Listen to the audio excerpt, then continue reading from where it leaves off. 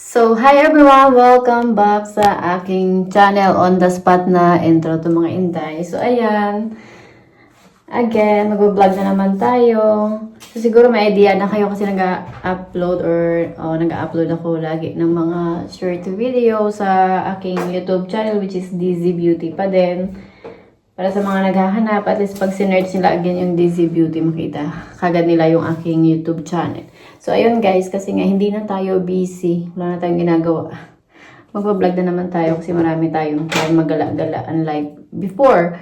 So, ayan, as you all see, nanay na talaga nag-change na yung skin natin, yung pagmumukha natin. Struggle kasi may bata na. So, ayun mga Inday. Then, ayan guys, mag-i-start ako mag-vlog kasi nga, may mga surprise ako sa inyo. So, ayun. Huwag kayong mag-expect na surprise na mamimigay ako ng pera ni mangyari.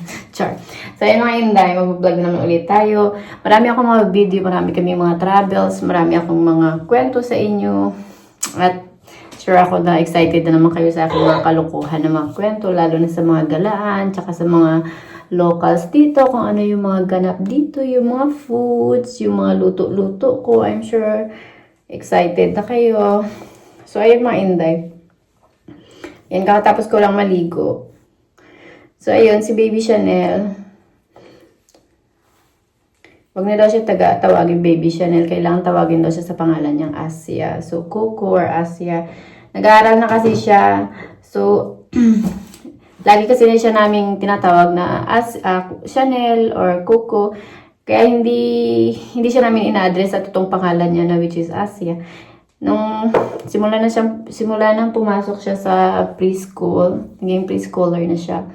Yung mga teachers niya nagsasabi na kailangan tawagin siya sa pangalan niyang Asia kasi nga hindi siya nagre-react kapag tinatawag siyang Asia. Nagre-react siya pag tinatawag siyang Coco or Chanel.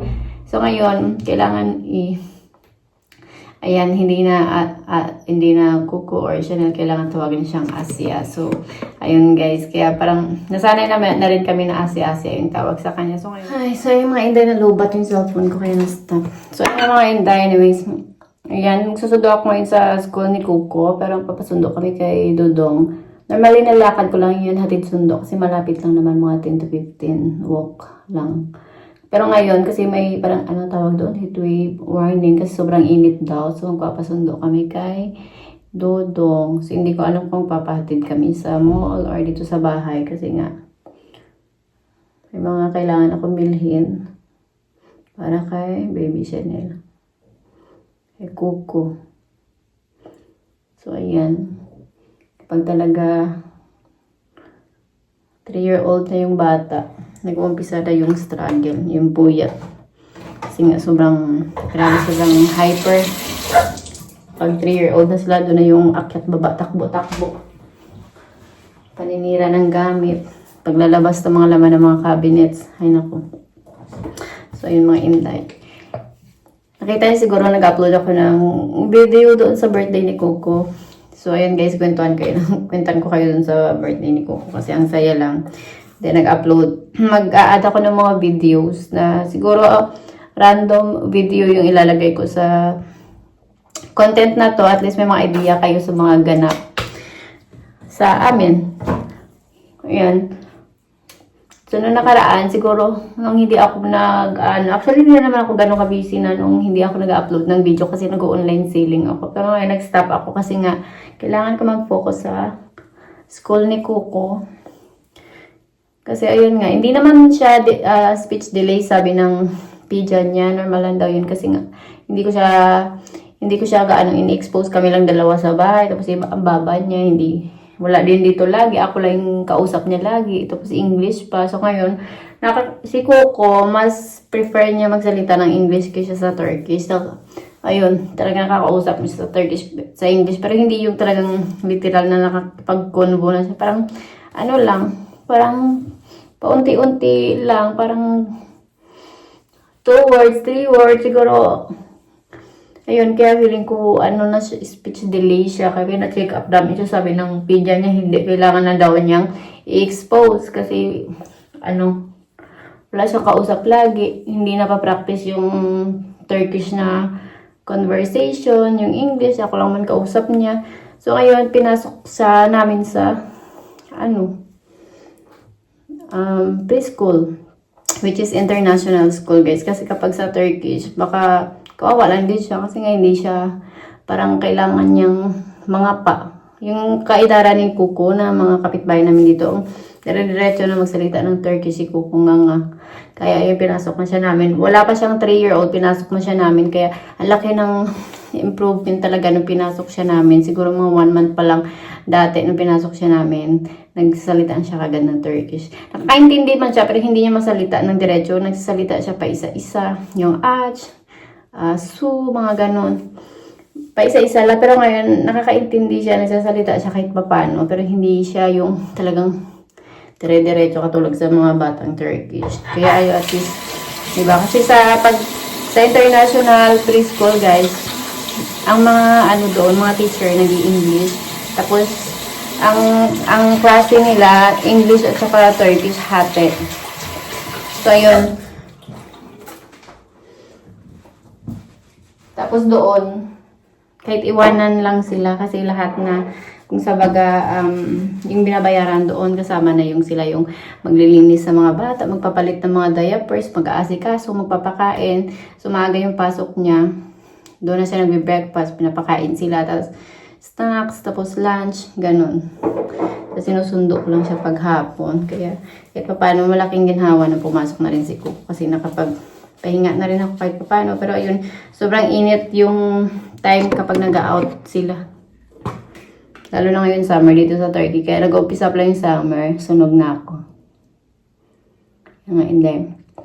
So ngayon, susunduin ko siya doon. Dadaanan kami ni Ludong. Hindi ko alam kung saan na naman to yung destination namin. So abangan nyo yung vlog ko, guys. Kasi marami tayong mga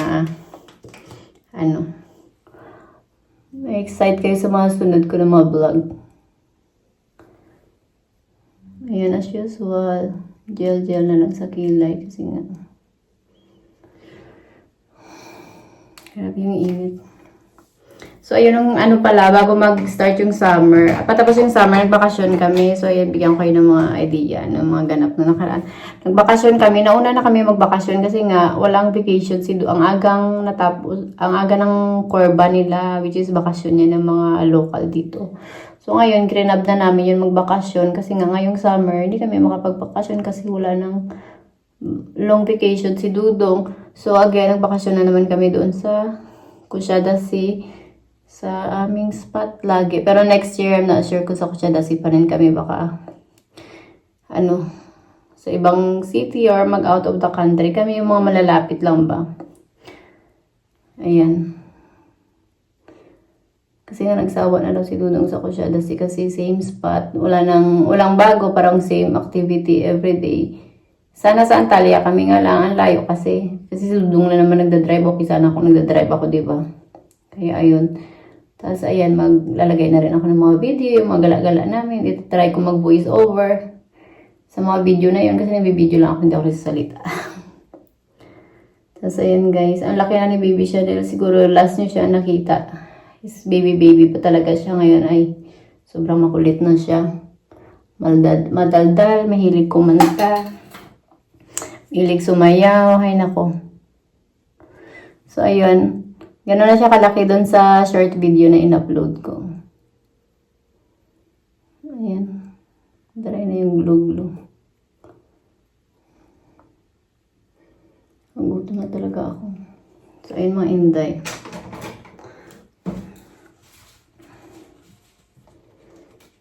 Diba, tumanda na talaga yung mukha. Iba talaga kapag may anak na. Grabe talaga magpatanda yung mga junakis. Stress.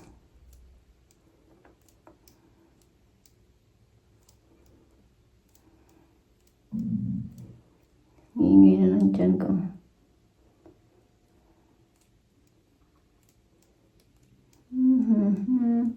Ang ganda rin sa school yung nakuko kasi ang dami nilang activities, nagbe-bake sila, nagtatanim.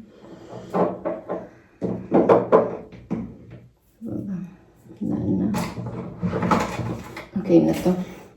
So, ayun mga Inday, sama kayo sa akin. Punta ako ngayon sa school di Kuko, magsusundo ako. So, kakain muna ako, magkakape muna ako. Then, chika-chika tayo. So, ito lang muna yung ating video. Mag-upload lang ako. Mag-insert ako ng mga video na mga ganap namin sa galaan or yung event ng birthday ni Kuko last week. Kasi late siya namin sinelebrate. So, today pala, anong date ba ngayon? July 9 or 8. So, ayun, mga Inday.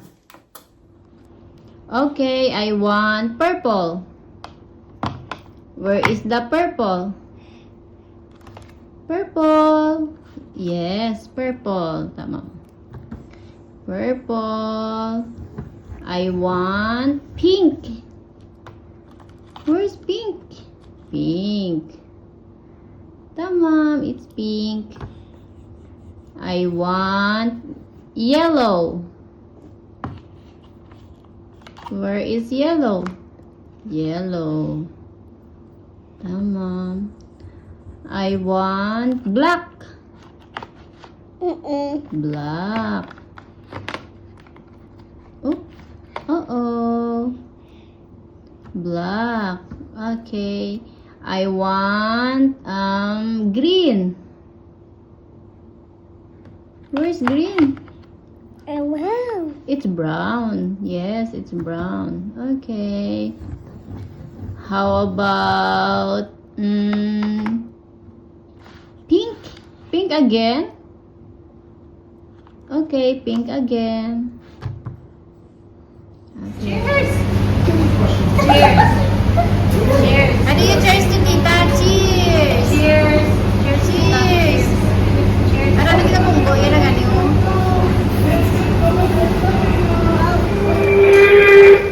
Alo, bet na bet niya talaga yung dahil. Dahil may ilagay siya sa dinosaurs. Grabe.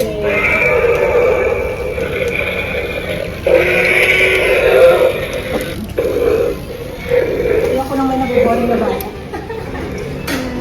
Ang ganda din. Fairness, ang ganda dito ang ano ng ano. How about this one?